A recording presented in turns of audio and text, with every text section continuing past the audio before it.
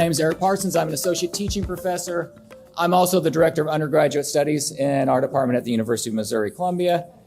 A bit of context, I teach the large lecture intro principles of micro classes. So every semester I have 2 sections that will have anywhere between 350 to 700 students, 350 to 500 students per section. So I have 700 to 1,000 myself. And then there's normally a third section that I oversee. It's the same class. We have the same Canvas course. Everybody's in the same Canvas course. They take the exams in the evening at the same time. So it really is the same class. The third one, I'm just not lecturing, but I'm still overseeing that one. So very big lectures, mostly in person, a little bit online. Obviously, during the pandemic, it was a mix of things. I do also teach a graduate class. We have a Truman School of Public Affairs, University of Missouri. It's a fully online program, and so I teach the online economic analysis for public policy, which is actually a lot like Principles of Micro, but with a policy spin to it and more practical applications and so on. And then prior to working at Mizzou, I actually taught for 5 years at a community college in Kansas City, so I appreciated Eric's presentation of the 2-year versus 4-year. I love my community colleges. I still stay in touch with some people I worked with there. Excellent teachers across the board. And then I was a Peace Corps volunteer, like many ages ago now. I was a Peace Corps volunteer in Uganda for 2 years, so that's a little bit about me. But we're going to dive right into the interaction here. So one way, like talking about doing introductions in a big classroom in a large lecture, you can't go around and have everybody introduce themselves. But at the beginning of every semester, I do ask some questions to students that they respond with iClicker to get a feel for the room. So here's one of them I ask: where are you from? So one nice thing about iClicker, and I should mention, right, some of you have probably used iClicker a lot, maybe some others a little bit. Everyone who uses Achieve, you have access to iClicker through Achieve, and the students have access to it already through the ebook. Scott promised me that, right? So you have the ability to do it with no extra cost because it's already included in the Achieve fee. So just keep that in mind. At Mizzou, interestingly, our entire university has a site license, so we have 2 different ways that the students can access it. So one nice thing about iClicker is they have a variety of different types of questions. One is a click on target question. So I'm going to get this question going. When I hit go here, that picture should show up on your screen. So put a dot where you're at, hit submit. If you are not from the United States, I apologize. I could have done a world map, but I had a feeling the audience would make it. This one makes the most sense to the audience. Alaska, Hawaii, also, I apologize. You can go up in those areas. I do a world map. I have like a state of Missouri map, a U.S. map, and a world map for my students. When I do the world map, it's amazing how many students we have from Greenland, Siberia, and North Korea. So I thought I would stick to the lower 48 on this one. So if you've never used iClicker, one nice thing, you can kind of see this running count. So I have there's 34 people, 36 people now who've responded. You get a feel for how many people are in the classroom. You can kind of know, okay, we've hit kind of the upper limit. I'm going to stop this one, show the results. All right, we see nice representation from all over, probably perhaps not surprising, more on East Coast than West Coast. It's a long way from here. A lot of people from Texas, it looks like. That's great. We have some people from Atlantis, so that's always good too. So that's our first click on target, right? Students always tend to have fun with these. So why iClicker? So a little bit more introduction, then we're going to have some more iClicker questions later. That'll be the focus at the end. So why iClicker? We first started using this when I first started teaching principles. I was teaching with another professor who has since retired, and he had an 8 a.m. class. That was the year we've been trying to be fairly technology forward in the class. We started recording. Back then it was Tegrity. Now we use Panopto for those people familiar with those technologies. So we were recording the lectures and it was 8 a.m. As you can probably guess, attendance not so good because they're like, oh, I can just watch the video. I'm not going to wake up that early to go to class. So we initially used iClicker largely as an attendance incentive, which it still is, and I think it does a good job of that. But over time, I found it to be much more valuable than just incentivizing attendance. For one, it allows even a very large lecture, you get participation, you get engagement from the students. I'll mention this later as well, but every time I do an iClicker question, I tell them think, pair, share, talk to your neighbor, get in small groups, figure this out. So it allows for interaction and so on. It breaks up the large lecture into smaller chunks. So it's more manageable sizes. You have these nice breaks built in. And it obviously helps you check student understanding. Like, okay, they didn't get this one. Like, we need to revise that, or so on and so forth. So it has more to it than just that attendance component. I think the attendance component is important. Back in 2018, our institution did the AQ, Association of University Educators, Affecting Teachers' Practices course. I was like one of the first cohorts to go through it at our school. And most of the teaching strategies that they gave were designed for like small discussion-based classes, which is not my class. And so the only way that I was able to like at least somewhat replicate the things they were wanting us to do was to use iClicker. I used iClicker very heavily that semester, and I continue to use it heavily. Some things I kept, some things I didn't. But like being able to use this was the only way I could kind of capture those experiences they were trying to get us to do in that course. So some policy basics, like how do I set this up? Over time, I've changed how I've done this a few times. So I'm always fiddling with the class, trying to hit that perfect spot, which probably never get there. When I first started using this, it was, like I said, it was focused more on attendance. So we gave it 5% of the overall course grade was based on iClicker, but we did participation only. We didn't count the questions right or wrong. Just did you answer? That was it. Which I thought worked fairly well. Pandemic came along, obviously changed things. We mixed it up a little bit. Went to extra credit. So we gave them like 1 percentage point of extra credit, but we started counting them if they were right or wrong. One of my thoughts here was I've discovered over time that like the student elasticity to extra credit is sometimes more than to regular credit. And this is the only room I could ever say that people would understand what I'm talking about, right? Along multiple dimensions. So this actually worked pretty well when we were doing it. And I did notice that when we started counting correctness, huge surprise here, there seemed to be a bit more effort put forth by the students in answering the questions correctly. I'm trying something new this semester, and I actually quite like it so far. So now it's not actually counting for any credit in the class, but if they get 60% or more, the awe goes over the crowd, right? So 60% or more correct over the course of the semester, they don't have to take the final. Right? So I use the Cowan and Tabrock book. I apologize to the other authors in the room. But big idea number one, incentives matter. This is a big incentive. The students, I've noticed less attendance bleed. We're getting close at Mizzou we're almost halfway through the semester now. I've noticed much less attendance bleed throughout this semester than I have seen in previous semesters. So this is actually working really well. And it's got correctness in it too.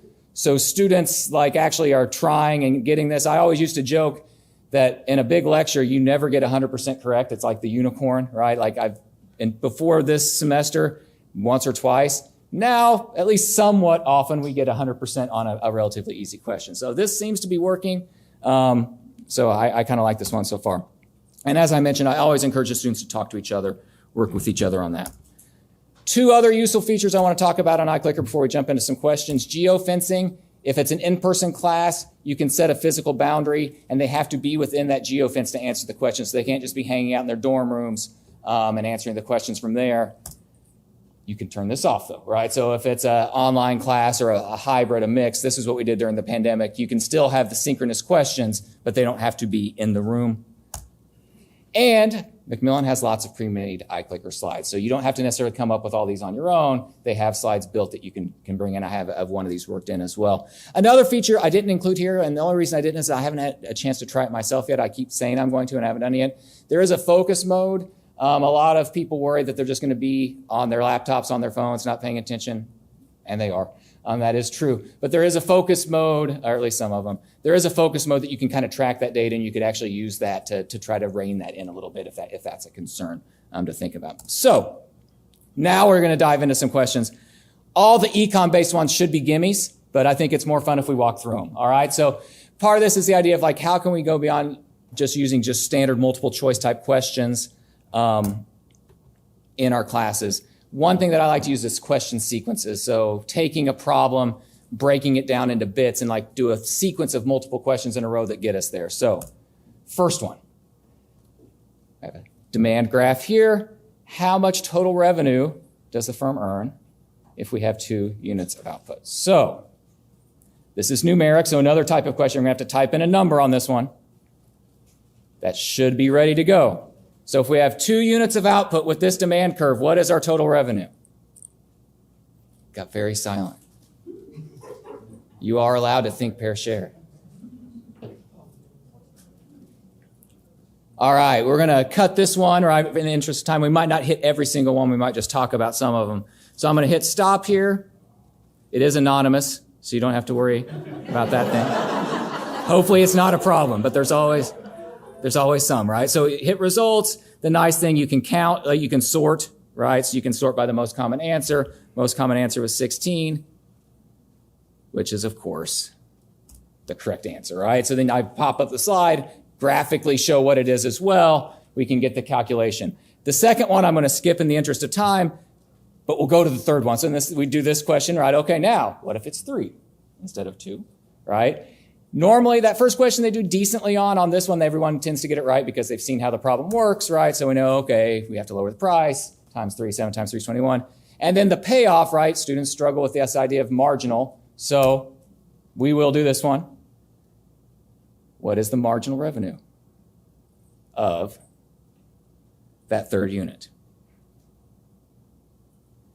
I always remind them if they took good notes, this should be a gimme. If they don't take good notes, might not be quite as much of a gimme. So, all right, we'll cut this one off. Once again, my questions don't count for anything. So let's see what we got. So, all right, we can sort it out.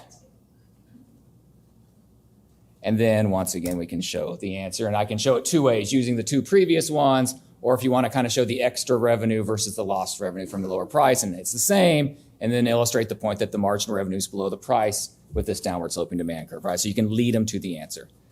Another type of question I like to use are those target questions. I'm sure many of you struggle with what I like to call visual numeracy. The students have trouble reading, interpreting, manipulating, understanding graphs. And I think the click on target questions are great for that. So let's do another fun one of those. Here we have supply and demand, but we're not at equilibrium, right? We have a price of $20, so producers are only willing to sell 20 units. So let's find our deadweight loss. We could give letters, right? We could ask them to calculate it because there's numbers, but I think there's something useful about them looking at the graph and pointing to it. So it's going to be another target question. That should be showing up for you now. So you can put the dot in the middle. Obviously, it won't cover the whole area. Put the dot in the middle. Hit submit. So let's see what we got. Students really like these because you get this big purple dot, which sometimes looks more like a Rorschach block than anything useful, right? But I think they're always excited, like, what's the picture going to look like, right? So we can see where people thought it was and where it was, right? There's our deadweight loss because we're underproducing. All right. This one, I think we'll skip this one just in the interest of time. But once again, this is more using data and a chart. This is one of the pre-made slides. So this is one that you can get from the Macmillan slide decks. Looking at the data on these prices of washing machines, when did the tariff go in place, right? Well, we know it's when the price spiked up. After that long decline, we get the spike up. So once again, if we had more time, we'd hit all of these. But in the interest of time, I want to get to some of the later ones, which I think are interesting. We can also be creative. There is no ranking question in iClicker, but there is a text question in iClicker, right? So this will be one we'll just, because it takes a little bit of time to punch this one in, but just kind of illustrate ranking elasticities from most elastic to least elastic. And I give them the format, like type this in as a text, capital A, B, C, D. I like to give the format because there's always someone who, like, even no matter how many times I say capitals, no spaces, no commas, there's always capitals, lowercase, spaces and commas as well. You'll probably still get it to some extent, but you can get this in, you can rank them, right? You can see which one's the most common answer, right? And then we can display the answer. We're going from long run to short run, from local to national to global, plus using something that uses up more of the input, right? So we can go through and kind of hit those points. We can be creative in what the tools we have to get other types of questions. But what I really like iClicker for is not these subjective questions. Oh, they're great, right? I think those are fine. But I like to poll the students just to get information. And these are freebies. They all get credit as long as they answer. So they like these as well, right? It gets them closer to that 60%. And I use these for a variety of ways. One is for usable data. So Shakespeare's Pizza, famous pizza place in Columbia, right? So this is one. And we'll run this one just because it's fun. Sub in your favorite local pizza place, right? We did just have lunch, so people maybe aren't so hungry right now. But How much would you pay for a single slice of pizza from your favorite pizza place? Let's say if you were very hungry or something like that, all right? So this is numeric. I ask them to round to the nearest 50 cents so we can get groupings in the data as opposed to just having stuff all over the place. So, and the reason I want to run this is I kind of want to show what the data looks like on these at the end. All right, I think most people have answered now.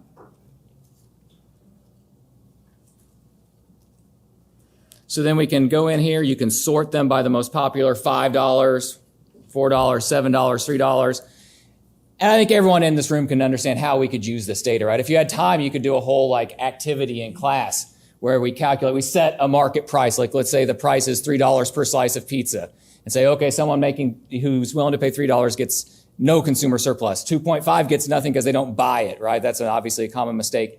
You could draw a demand curve. You could calculate the overall consumer surplus for the entire class using this data. So it's a nice way just to gather some data and then use it in a useful way, and the students find that interesting. So in addition to polling for data purposes, sometimes I use it to illustrate a concept. So here's one freebie question, right? But if you have a sensitive gender-specific medical issue, which doctor do you prefer to see? So I always tell students just go with their guts, be honest on this one. It's all anonymous. So we'll run this one. And yeah, so for these types of questions, I count everything as correct. And so it's freebie questions for the students, right? And so then we can reveal the answer. And this actually is pretty close to what I see with my students, right? So a decent chunk will say, first appointment, best doctor, but there's a reasonable chunk that are going to say same gender, right? So then you can discuss how, consumer-based discrimination and lead into discussions of that and how consumer preferences can have outcomes in the market and so on. You can also use these to motivate a topic. So when we do price ceilings, price floors, I always open the chapter with these two questions. So, should we allow a market for kidneys? In other words, should it be allowed that you get a payment to provide your kidney to someone who needs a kidney transplant? All right, let's see what we got on this one. Once again, everyone gets credit on these. So a room of economists, right? It's a bit more. What's interesting, college students are even more all on board of this, right? Sell any body part for money. It's over 80% in every one of my classes does this. And I always make the point, if we polled the general public, it would not look like this. That's why there's no market. So I think that's a nice one that leads into discussion of price ceilings. And then obviously when we talk about price floors, make this one numeric, round to the nearest 50 cents so we get that grouping. What do you think the minimum wage should be? And I also let them know that you can select an answer of 0 if you think there shouldn't be a minimum wage. So that's an option too. All right, let's see what we think.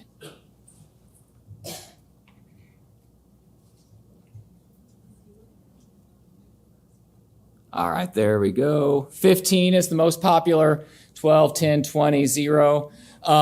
When I did this, we did this actually just in class this past week. The 60-ish% of students would probably be between 10 and 15. That's the most common response that you see there. Obviously it leads into discussion of price floors, minimum wages, and so on. One thing that I think would be interesting to know, I've done this once or twice but never actually looked at the data, is do these questions before and after the chapter and see does the distribution of answers shift when we do that. And then I think also I started out talking about question sequences. You can do this to motivate a topic as well. So here's a sequence of questions that I use to kind of motivate the topic of statistical discrimination. So we'll run through these and that'll be it for me. So first question, do you think it is okay for young men to be charged higher auto insurance rates?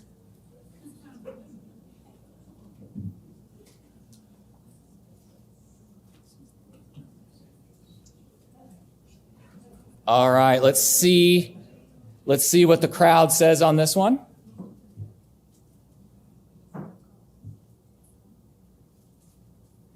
So yes, in a college student class, it's more 50-50, probably because half of them are young men, right? And so you get but I think this is more close to the general public view on that one. So Next question. Do you think it's okay for obese people to be charged higher health insurance rates? All right, let's see what we've got on this one. Bit closer to 50-50. Someone was undecided and voted C. So a bit closer to 50-50. One more in the sequence. Do you think it's okay with people with genetic markers for cancer to be charged higher health insurance rates? All right, let's see where we stand on this one. And then once again, go that way. And so I think aside from the weird anomaly of college students and for the first question on car insurance, I would expect that this is kind of the way this will go. We can see, I love the sequence of questions because there's so much you can unpack in this sequence. First, we can say, ignoring the context, right? If we just look statistically, actuarially, these are the same situation. They're getting charged more because they're a higher cost customer, right? So just from a straight statistics standpoint, these are exactly the same. But then we can also highlight the point that despite that there's like no animosity or animus here, the group that's being discriminated against has higher costs. They have a negative outcome, and then we can apply that to other contexts as well. And then I think it also allows us to bring in this last point that how we feel about statistical discrimination is like hugely context-based, right? Sometimes we think it's okay to have statistical discrimination. Other times we don't think it's okay. And you can kind of get some discussion going, like what are the underlying causes of that as well. But this is a nice sequence that leads to lots of deeper questions on this topic and like opens up the topic of statistical discrimination.